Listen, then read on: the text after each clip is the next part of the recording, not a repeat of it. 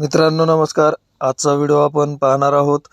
फक्त इंडिकेटर दिलं की आपण मोकळे झालो असं कधीही करू नका. आता इथं पाहू शकता लेफ्टचा इंडिकेटर दिला आणि त्यांनी लगेच राईटचा पण दिला, राईटला घ्यायचे तर. पण टू व्हीलरवाल्याचा पाठीमागचा विचार नाही केला. आता ते जर टू व्हीलरवाल्यांनी पाहिलं असतं की लेफ्टचा दिला आहे आणि त्यांनी जर फास्ट काढली असती गाडी तिथं डॅश झाली असती. इथं पण पाहू शकता राईट लगेच आता लेफ्टचा पण दिला आहे. तर या गोष्टी टाळल्या पाहिजेत. या गोष्टी खड्ड्यात घालू शकतात. म्हणजेच अपघात छोटासा होऊ शकतो म्हणजे आपण खड्ड्यात गेलो. इथं काय मोठा मेजर ॲक्सिडेंट नाही होणार.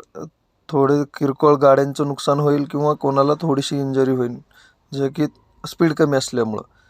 पण हेच हायवेवरती मोठा अपघात होऊ शकतो. तर इंडिकेटर दिल्याच्या नंतर 2 सेकंद 3 सेकंद वेट करा, 5 सेकंद वेट करा आणि त्याच्यानंतरच पूर्ण पाहूनच राईट साईडला लेफ्ट साईडला गाडी घ्या. आता पहा इथं